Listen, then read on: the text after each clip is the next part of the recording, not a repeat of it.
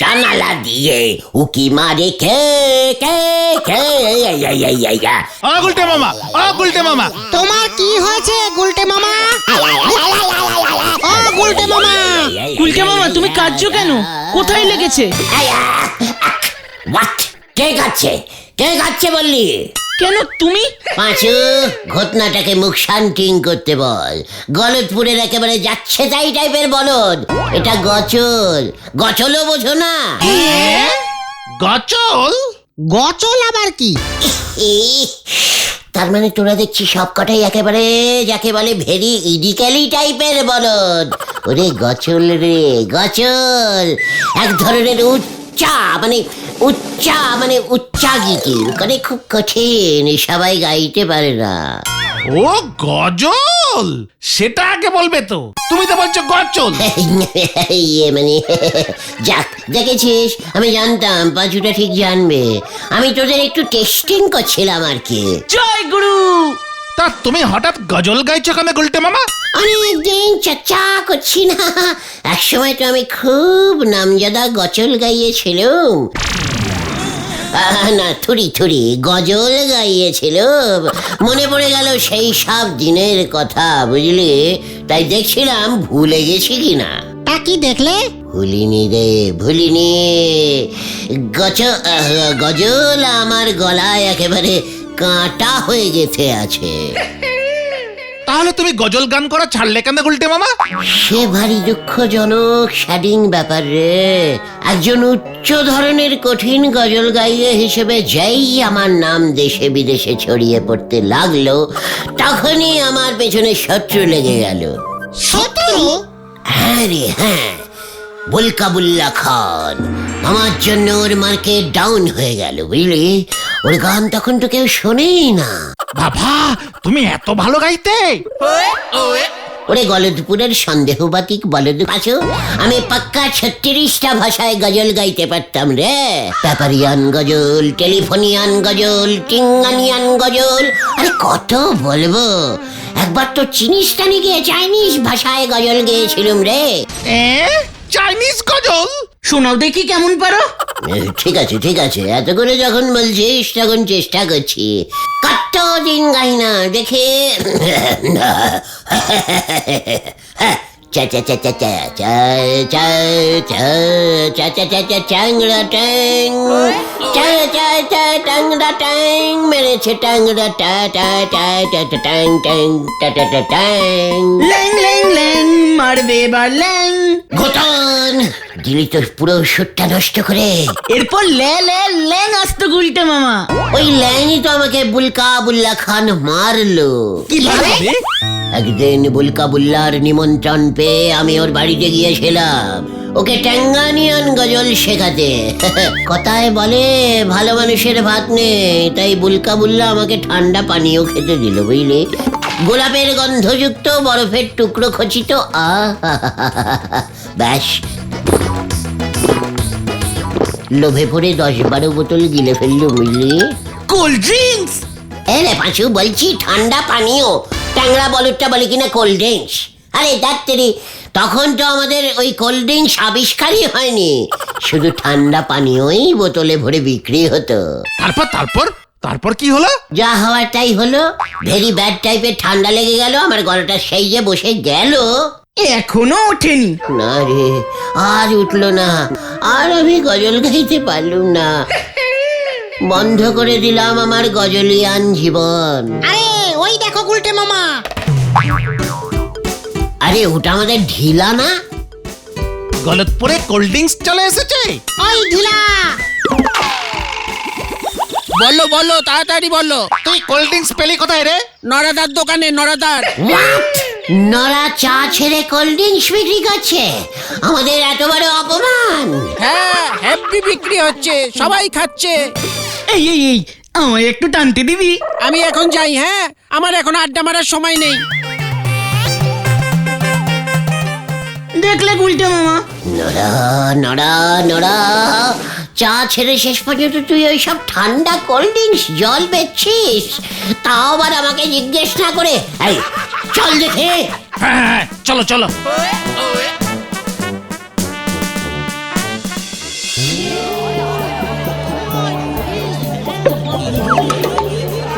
এইটা তো মিস করে গেলে। এই দেখো ভাইপো, তোমার কপালে এবার গাড়িটা বুঝি নেগে গেল। খোলো খোলো। যা, তোমার কপালেও গাড়ি হলো নি, তবে হাল ছেড়ো না, খেতে থাকো। কোনো একটা বোতলের ছিপিতে গাড়ির ছবি তুমি পেয়ে যাবে।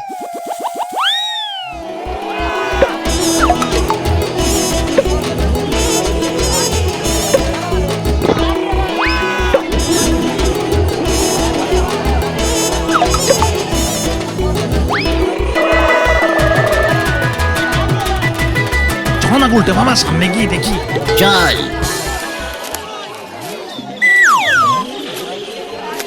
এই যে এসে গেল নন্দ ভন্ডের দল, আমি এটাই ভাবতেছিলাম। ছি ছি ছি ছি ছি ছি ছি নড়া, ছি ছি। এত সি সেটানোর কোনো দরকার নেই, হিরিতে অথবা ধারে কোল্ড ড্রিঙ্কস হবে নে। ব্যবসার প্রথমেই এই আপনারে বলে দিলাম, কোল্ড ড্রিঙ্কসের এখন হেভি ডিমান্ড উঠেছে মার্কেটে।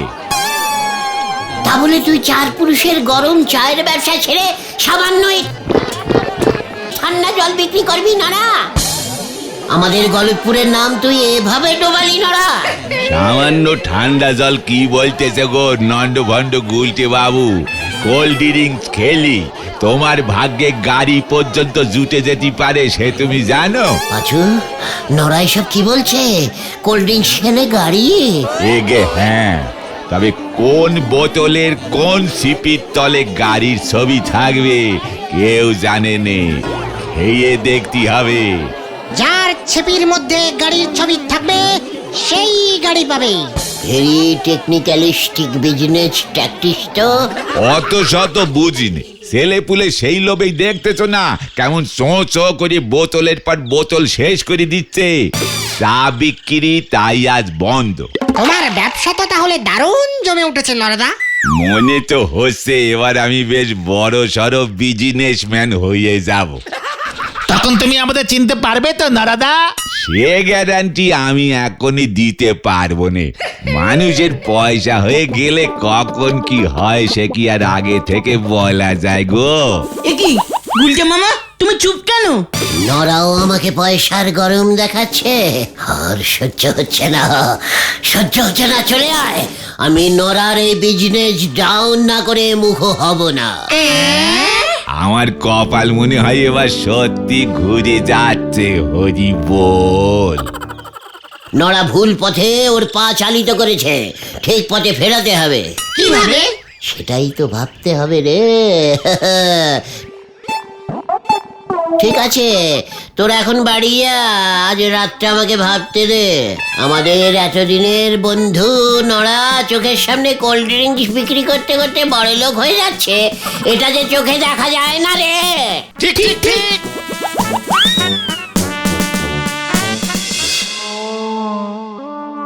আমাকে ওই কোল্ড ড্রিঙ্কসের মতোই জব্বর একটা টেকনিক্যালিস্টিক ট্যাকটিস বার করতে হবে।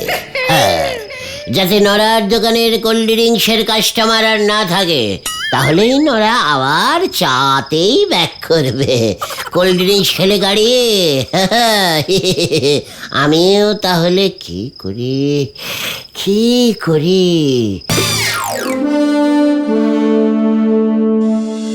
এটা তোরা কি দেখছিস বলতো? কেন? ডিম। এখন থেকে আমি এই স্পেশাল ডিমেরই ব্যবসা করব রে। ডিমের ব্যবসা আবার কি করে স্পেশাল হবে গুলটে মামা? আমাদের গলতপুরের বাজারে তো অনেকেই ডিম বেচে। শোন, বিজনেস অত সোজা নয়, বুঝেছিস? এর জন্য দরকার টেকনিক্যালিস্টিক বুদ্ধি, যেটা তোদের একেবারে নেই। তোমার আছে? আলবাত আছে। দেখাও দেখি। তাহলে চল আমার সঙ্গে। কোথায়? চিড়িয়াখানায়। হ্যাঁ রে, তবে তার আগে আমার একটু ডিপ লাল রং দরকার। কি বলছো তুমি গুলটে মামা? কিছুই তো মাথায় আসছে না।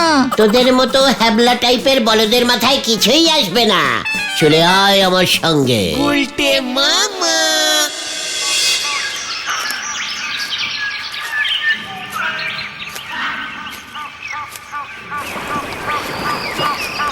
আমরা তো কিছুই বুঝতে পারছি না গুলটে মামা। দেখতে যা क्या होता है। ওই তো চিড়িয়াখানার ম্যানেজারের অফিস, চলতে আ। এখান থেকে এবার চিড়িয়াখানাটাকে তুলে দিতে হবে স্যার। দর্শক আসছে না, টিকিটও বিক্রি হচ্ছে না। হ্যাঁ হ্যাঁ হ্যাঁ, সবাই বাঘ সিংহ দেখতে চায়। এখানে কাঠবেড়ালি আর টুনটুনি পাখি দেখতে কে আসবে বলুন? কিছু একটা ব্যবস্থা করুন স্যার। রাখলাম। যত সব আমার হয়েছে যত চিন্তা। নো চিন্তা স্যার, ডু ফুর্তি। What? আমাকে ফুর্তি করতে বলার তোমরা কে হে ভায়া? আই ইস স্যার গুলটে চরণ গুহ, বিখ্যাত পাখি বিজ্ঞানী। পক্ষী রত্ন উপাধি পেয়েছি স্যার। এই তো সেদিন টালাকুচোর জঙ্গলে দুটো ট্যাঙ্গানিয়ান চিল আবিষ্কার করলুম। হ্যাঁ, কি আবিষ্কার করলে? টু চিলস, কাকের বড় ভাই। টাঙ্গানিয়া থেকে পথ ভুল করে তেলাকুচুর জঙ্গলে লুকিয়েছিল স্যার। তা এখানে এসেছো কি কারণে হে শুনি? আগে স্যার চিড়িয়াখানার সেল বাড়াতে স্যার, সেল। এই দেখুন স্যার, এই দেখুন। এ কি? এটা তো ডিম। কিসের ডিম এটা? স্যার হাট্টিমাটিমের ডিম স্যার। কিসের কিসের কিসের? হাট্টিমাটিম টিম তারা মাঠে পারে ডিম, পড়েননি ছোটবেলায়? হাট্টিমাটিম টিম তারা মাঠে পারে ডিম, তাদের মেকা দুটো শিং তারা। হাট্টিমাটিমের ডিম? হাট্টিমাটিমের সিং তো খাড়া হয়। ইয়ে মানে হ্যাঁ স্যার, আমার হাট্টিমাটিমের শিংগুলো এত বড় বড় হয়ে গেছে স্যার, তাই বেঁকে গেছে স্যার। কি কষ্ট রে। হাট্টিমাটিমের ডিম তুমি কোথায় পেলে হে ভায়া? কাউকে বলবেন না স্যার, বুলকিস্তানের রাজা হাট্টিমাটিম পোষে। আমায় ডেকেছিল, হাট্টিমাটিম গুলোর শিং না বেঁকে যাচ্ছিল, তাই খাড়া করে দেওয়ার জন্যে। আমি স্যার অনেক কষ্টে সব কটা হাট্টিমাটিমের শিং টেনে টেনে সোজা করে দিয়েছি স্যার। রাজামশাই খুশি হয়ে তাই আমাকে এই ডিমটা উপহার দিয়েছেন স্যার। Strange?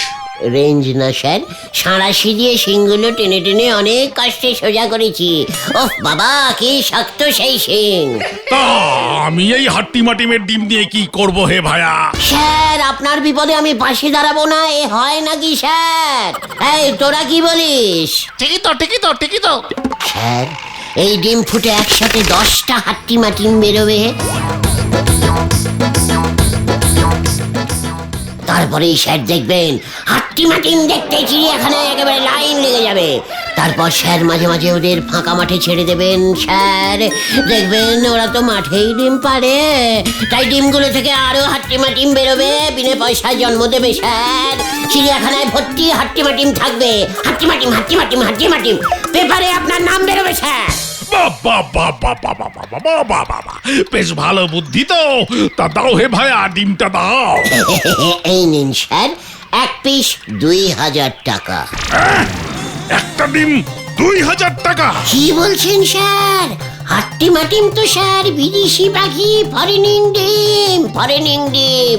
তাছাড়া একটা ডিম থেকে 10টা হাট্টিমাটিমের বাচ্চা বেরোবে, গ্যারান্টি স্যার। তার মানে 10টা হাট্টিমাটিম মানে মাত্র 2000। কি সস্তা ভাবুন একবার। একটু চাপাচাপি করলে 12-14টাও বাচ্চা বেরোতে পারে। স্যার আমার কিন্তু এক রেট, নিলে নিন, নয়তো চললুম আমি অন্য চিড়িয়াখানায়। এই না ভায়া, আমি নেব। দাও, আমি তোমাকে 2000 টাকাই দিচ্ছি। হ্যাঁ, ঠিক আছে, আপনি যখন এত করে বলছেন নিয়ে নিন স্যার। স্যার হাট্টিমাটিম গুলোকে কিন্তু রোজ সকালে স্যার কোল্ড ড্রিঙ্কস খাওয়াবেন, দেখবেন ওরা গজল টাইপের গানও গাইতে পারে। তাই বুঝি? বাবা, তুমি আমাকে বাঁচালে ভায়া। মাত্র 2000 টাকার বিনিময় টুক করে বাঁচিয়ে দিলাম। আমি না স্যার খুব ভালো টাইপের মানুষ, বুঝেছেন কি, তাই না স্যার?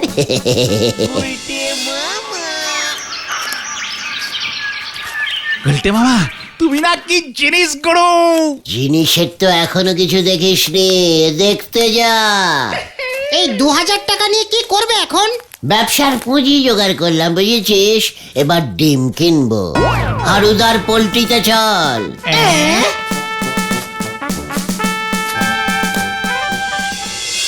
এত ডিম নিয়ে কি করবে গুলটে? ডিমের ব্যবসা হারুদা। আর এভাবে বসে খেতে ভালো লাগছে না, কিছু তো একটা করতে হবে, বলো। যাক, এতদিনে তাহলে সুবুদ্ধি হয়েছে। আসছি হারুদা, ঠিক আছে? ওরে চল চল। আসুন আসুন আসুন, ডিম কিনুন, সোনা জিতুন। আসুন আসুন আসুন। কোল্ড ড্রিঙ্কস খান, গাড়ি পেয়ে যান, চলে আসেন এখানে। আসুন আসুন, ডিম কিনুন, সোনা জিতুন। কোল্ড ড্রিঙ্কস খান, গাড়ি পেয়ে যান। তোমার দোকান থেকে আমার ছেলে 50 বোতল কোল্ড ড্রিঙ্কস খেয়ে ফেলেছে, গাড়ির গোটাও জোটেনি। বুজরুবি করবার ব্যবসা ফেলেছ নরা তুমি। এই দেখেন বাউ, আপনার ছেলের কপালে গাড়ি আছে কিনা সেটারই তো টেস্টিং চলতেছে। আসুন আসুন, এদিকে আসুন। আরে এদিকে ডিমে সোনা, বুঝেছেন? ডিমে সোনা। গুলটে বাবু দেখতেছি এবার বড় কিছু নন্ড ভন্ডের মতলব করেছে। হরি বল।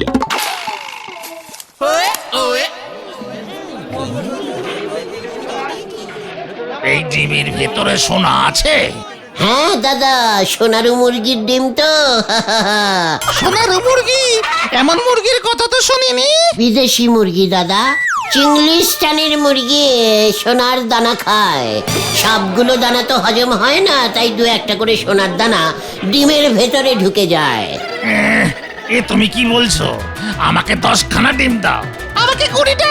আমাকে 30টা দিন। ভালোই তো বিজনেস ট্যাকটিস নিয়েছেন গো।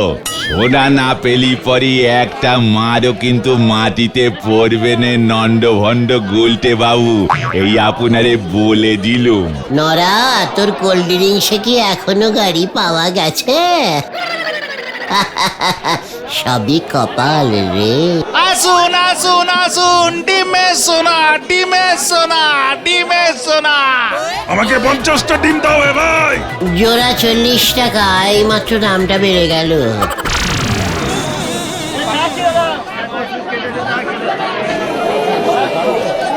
আমাকে 100খানা দাও। আবার দামটা বেড়ে গেল, জোড়া 200 টাকা।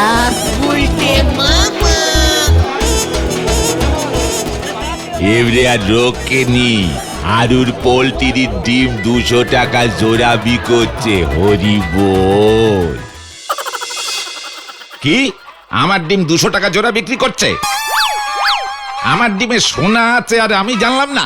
বলতেছে এই মুরগিগুলো নাকি সব সিংলিস্তানের সোনার মুরগি। এ বাবা, আমার মুরগি আমিই চিনি না, তাই ভাবি গুলটেটা এত টাকার ডিম একসঙ্গে কিনলো কেন? কি বোকা আমি।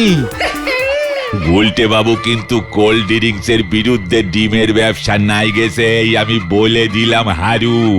ওর ফাঁদে পা দিও নে। হারুদা, আরো 500 পিস ডিম দাও।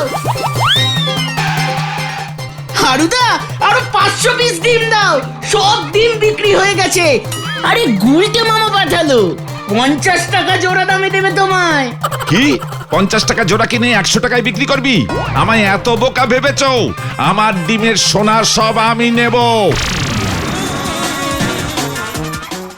এই দেখো, বিজনেস দেখতেছি ভালোই জমে উঠেছে। কোথায় সোনা? কোথায় সোনা? আমার সোনা চাই।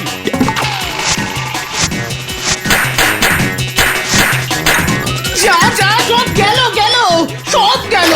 যা রে যা, সব একেবারে নন্ড ভন্ড হয়ে গেল। হরি বল। ইস, হারুদা যদি আরো 100 পিস ডিম দিত না, তোদের জন্য একটা আস্ত 5 স্টার ক্লাব ঘর বানিয়ে দিতাম। উল্টে মামা, ভালোই তো রোজগার হলো, কিন্তু কেউ তো ডিমের সোনা পাবে না। সব কোল্ড ড্রিঙ্কসের বোতলে কি গাড়ি ওঠে রে, পচা বলদ পাঁচু? লোকজন জিজ্ঞেস করলে বলবি মুরগি তাহলে সোনার দানা হজম করে ফেলেছে, তাই ডিমে সোনা পাওয়া যায়নি। ডিম কিনতে থাকুন, কপালে থাকলে সোনা মিলবে। আমাদের খাওয়াবে না গুলটে মামা? খাবি বলছিস? ঠিক আছে, পকেট গরম থাকলে মনটা দেখছি খুব নরম হয়ে যায় রে। চল দেখে মটন রোল দিয়ে শুরু করা যাক। হ্যাঁ হ্যাঁ চলো চলো। জয় গুরু। নড়াটার জন্য এবারে কষ্ট হচ্ছে রে। কেন যে আমাকে খামোকা পয়সার গরম দেখাতে গেল। চল নড়ার দোকানের ওদিকেই যাই, ভাবছি আজকে ক্যাশেই চা খাবো। ওই তো গুলটেটা। ধর ধর ধর ধর ধর। বলতে মামা হাওয়া গরম।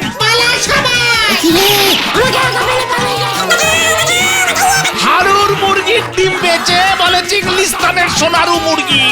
আমি মুরগি কিনি হাট থেকে, হতচ্ছাড়া। গুলটে বাবুর বিজনেস ট্যাকটিসের এবারে দপা রপা হলো বলে হরি বল। আমাকে তুই মুরগি বানিয়েছিস, তোর ডিম থেকে মুরগির ছানা বেরিয়েছে। হাট্টি মাটি এবার তোর মাথায় ভাঙবো। ধর ধর ধর ধর।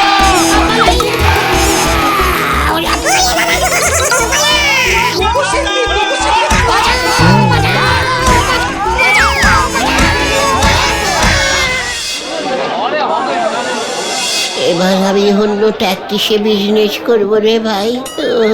মাগো, ও মা, ও পিসিমা, কি ট্যাকটিস গুলটে মামা? ভাবছি আমি এবার ঘোড়ার ডিম বেচবো।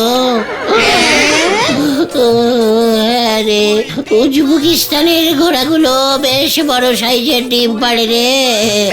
ও মাগো, গুলটে মামা কি বাবা রে, ও পিসিমা।